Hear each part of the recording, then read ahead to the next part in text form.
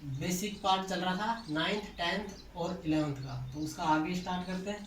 5 minute revision करते हैं, पीछे क्या कर चुके थे, तो 5 मिनट के लिए हम रिवीजन करते हैं।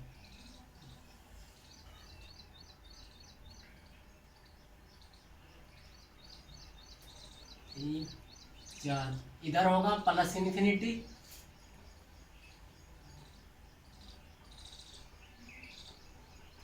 इधर होगा minus infinity.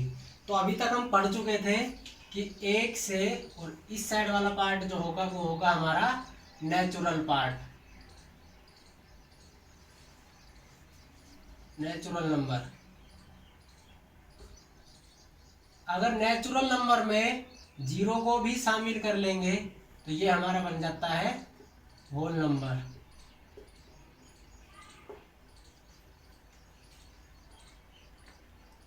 Natural whole number, whole number में अगर इस वाले पूरे पार्ट को शामिल कर लेते हैं तो ये बन जाता है हमारा इंटीजर, ये बन जाता है हमारा इंटीजर। तो पिछली क्लास में पढ़ चुके थे और इसमें पढ़ चुके थे हम कि ये हमारा होगा, सॉरी, जीरो से इधर का हमारा होगा पॉजिटिव इंटीजर और ये वाला हमारा पार्ट होगा नेगेटिव इंटीजर। पिछली क्लास में हम इतना पढ़ चुके थे। तो आज इसे आगे देखते हैं कि नंबर लाइन पर अंकों को डिनोट कैसे करते हैं, रिप्रेजेंट कैसे करते हैं।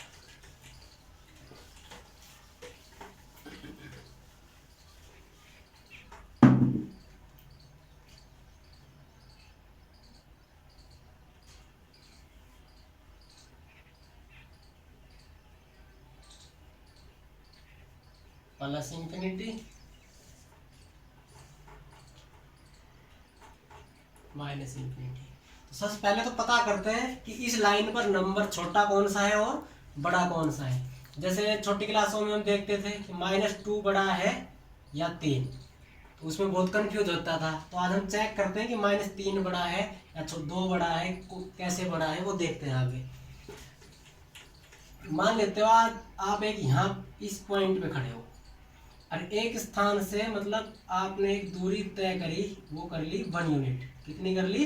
1 यूनिट। तो इससे आगे फिर आगे 1 यूनिट और चल के गए, ये पहुंच गए आप 2 तक। तो बताइए कि ये दूरी कम है या ये दूरी कम है। देखो 1 यूनिट तक पहुंचने के लिए हमें कम समय लगा और 2 तक पहुंचने के लिए हमें ज़्यादा लगा। इसका मतलब ये यूनिट ज़्यादा है, ये यूनिट क्या है? ज़्यादा है, और ये क्या है? कम है। देखो इससे क्या निकल के आ रहा है? इससे निकल के आ रहा है कि अगर हम जीरो लाइन से इस साइड चलेंगे तो हमारा नंबर क्या होगा? हमारा नंबर क्या होगा? बड़ा होगा। हमारा नंबर क्या होगा? बड़ा। जैसे चेक करते हैं 0 और 3 में कौन बड़ा है। देखिए 0 यहाँ पे है और 3 यहाँ पे है, तो यहाँ से यहाँ तक चलने के लिए हमें कितनी यूनिट चलनी पड़ी? 3 यूनिट। इसलिए कौन सा बड़ा है? इसलिए 3 बड़ा है। और देखते हैं आगे।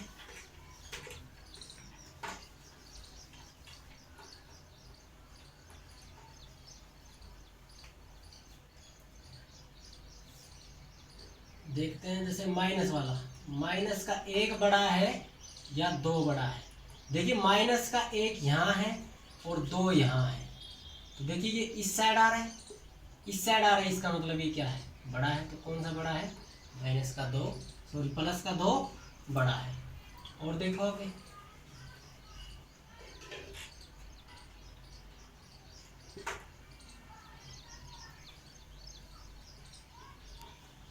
देखते हैं माइनस का 3 बड़ा है या 0 बड़ा है। देखिए माइनस का 3 यहाँ है और 1 यहाँ पे है, तो ये इस साइड जा रहा है, इस साइड जा रहा है, तो हमारा ये बड़ा है। तो इससे क्या निकल के आ रहा है? इससे निकल के आ रहा है कि जो इस साइड हम जाएंगे नंबर लाइन पे तो हमेशा हमें कैसी संख्या मिलेगी? बड़ी संख्या मिलेगी। और इस साइड आएंगे तो हमें कैसी संख्या मिलेगी? हमें छोटी संख्या मिलेगी। कैसी मिलेगी? छोटी संख्या मिलेगी। मतलब इस साइड बड़ी मिलेगी, इस साइड क्या मिलेगी? छोटी मिलेगी। ये निकल गया। अब आप नंबर को डिनोट करना देखते हैं कि नंबर लाइन पे अंकों को डिनोट कैसे करते हैं।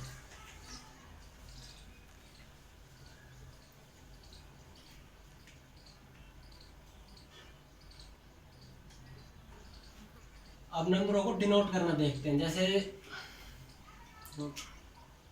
अब आगे नंबर को डिनोट करना सीखते हैं। जैसे 0.5, तो 0.5 इस नंबर लाइन पे कहाँ पे है वो ट्राई करेंगे हम। तो 0.5 का मतलब होता है 5/10। इसका मतलब क्या हुआ, इसका मतलब ये 0 है और यहाँ पे कहीं पे 1 है।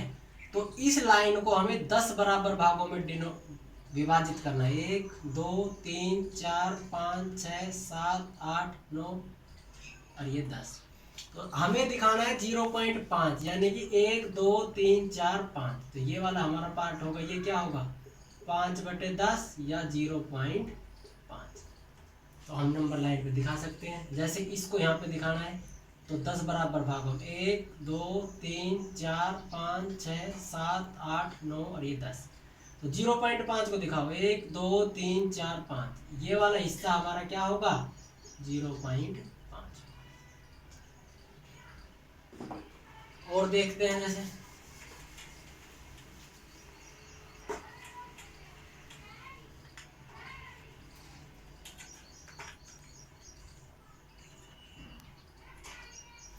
देखते हैं जैसे 1/7 इस नंबर लाइन पे कहाँ पे। देखो 1/7 का मतलब है कि 0 से और 1 के बीच में इसको 7 बराबर भागों में विभाजित करना। 1 2 3 4 5 6 और 7। तो ये वाला जो हिस्सा होगा ये क्या होगा हमारा 1/7। क्या होगा 1/7। जोड़ देखते हैं। जैसे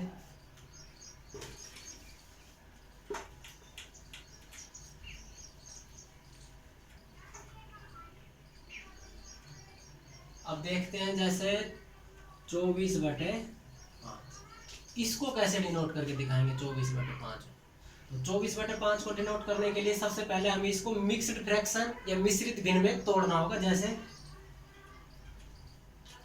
इसको भाग करेंगे 5 चौक 20 4।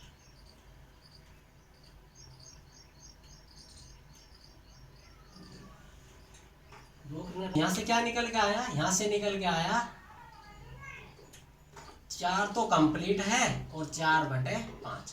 मतलब 4 तो हमारा कंप्लीट है और इसको आगे 4 से आगे, मतलब यहाँ पे कहीं पे 4 होगा, इस 4 से आगे, 4 से आगे मान लेते हैं ये 4 है और ये क्या है 5 है।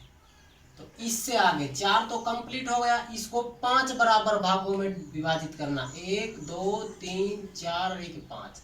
तो 1 2 3 4 5 ये क्या हो गया हमारा, ये हो गया हमारा 4/5। मतलब यहाँ से लेके और यहाँ तक का हिस्सा तो हमारा हो गया 4 और ये वाला क्या हो गया 4/5। हम इसको ऐसे डिनोट करके दिखाएं। अब हम आगे देखते हैं। जैसे हमें दिखाना है 22/7। तो 22/7 को भी ऐसे मिक्स्ड फ्रैक्शन में तोड़ेंगे। पहले तोड़ो इसको मिक्स्ड फ्रैक्शन में। 7 या 21, यहाँ से बच गया ये। यहाँ से क्या आया 3 सही जमा 1/7। क्या आया, इसका मतलब 3 तो कंप्लीट है, यहाँ तक तो कंप्लीट हो गया। इसके बाद हमें 1/7 मतलब 3 से 4 के बीच में इसको 7 बराबर भागों में विभाजित करना है 7। और ये जो पहला अंक आएगा ये क्या आएगा 1/7 और 0 से यहाँ तक का ये क्या हो गया 3। और ये पूरी लाइन क्या बन गई, यहाँ से और यहाँ तक की ये बन गई हमारी 3 जमा 1/7। ये क्या बन गई हमारी 3 जमा 1/7। ये तो थी मिक्स्ड फ्रैक्शन की बात। अब हम देखते हैं जैसे कंप्लीट स्क्वायर का।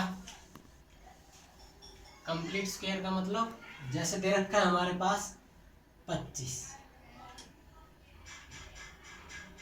√25। तो इसको कहाँ पे डिनोट करके दिखाएंगे हम। √25 हमें पता है, √25 क्या होता है, √25 होता है 5 का स्क्वायर। इस यहाँ से हमारा निकल के आएगा 5। इसका कहने का मतलब आया कि जो हमारा 5 है वही हमारा क्या है, वही हमारा √25 है। और देखते हैं जैसे 16, ये कितने का स्क्वायर है 4 का। यहाँ से क्या निकल के आएगा 4। इसका मतलब जो 4 है हमारा वही क्या है, वही हमारा क्या है √25 16 है। ऐसा ही नेगेटिव देखते हैं, जैसे माइनस का √25, तो ये क्या हो जाएगा 5 का स्क्वायर और इसका रूट। इसका मतलब यहाँ से क्या है माइनस का 5। इसका मतलब जो माइनस का 5 है हमारा, वही हमारा क्या है माइनस का √25। इसी प्रकार यह नेगेटिव वाला हो जाएगा, क्या हो जाएगा ये माइनस का √60, क्या हो जाएगा ये तो है कंप्लीट स्क्वायर का। अब देखते हैं जो विदाउट कंप्लीट स्क्वायर है उसको कैसे डिनोट करके दिखाएंगे नंबर लाइन पे।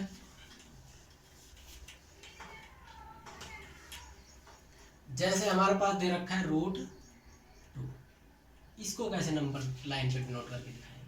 देखिए इसको दिखाते हैं हम कि 0 से 1 के बीच ये 1 हो गया। मान लेते यहाँ से यहाँ तक चलने में हमें कितना टाइम लगा 1 यूनिट। यहाँ तक हमने ले लिया 1 यूनिट, और 1 यूनिट ही हम यहाँ पे परपेंडिकुलर डाल लेते हैं। 1 यूनिट क्या डाल लेते हैं परपेंडिकुलर। इसका मतलब जब हम ये निकालेंगे तो ये भी हमने क्या ले लिया 1 यूनिट ले लिया, तो ये हमारा क्या निकल के आएगा √2। इसको चेक करके देख सकते हो। देखो कि ये 1 दे रखा है और ये 1 दे रखा है, तो ये कितना आएगा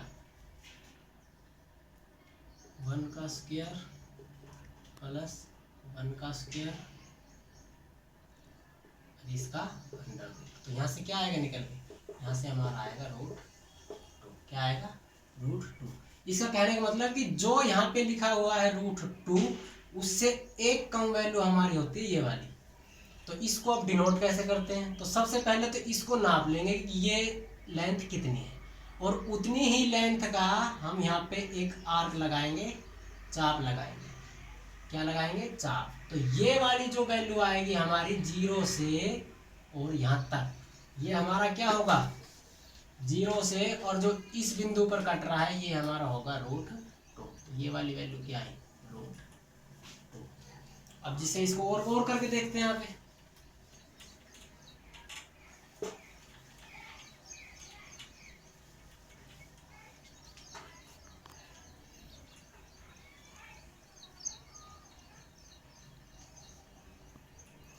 अब जैसे चेक करके देखते हैं, मान लेते हैं कि ये जो कर रहे हैं हम वो सही है या नहीं।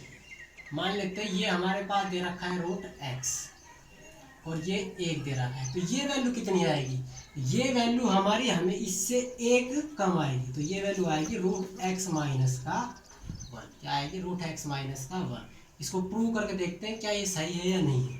देखो ये √x कैसे आया, ये √x हमारा क्या होता है √x होता है हमारा 1, √x होता है हमारा 1 प्लस का √x माइनस 1 का स्क्वायर और इस पूरे का √। इसको चेक करके देखो क्या आया 1 आया, प्लस इसका स्क्वायर करेंगे √, पूरे का तो ये कट जाता है। यहाँ से क्या आएगा x माइनस का 1। क्या आया x माइनस का 1। क्या आएगा देखो √x आया कि नहीं, क्या है √x। तो देखो ये √x जो होता है इससे हमेशा एक कम वैल्यू होती है। तो हमारा मेन काम होता है ये निकालना। अगर हमें ये पता होगा तो ये अपने आप निकल जाए, क्योंकि ये हमेशा क्या होती है एक 1 यूनिट होती है। तो ऐसे हम √3 निकाल के देखते हैं। अब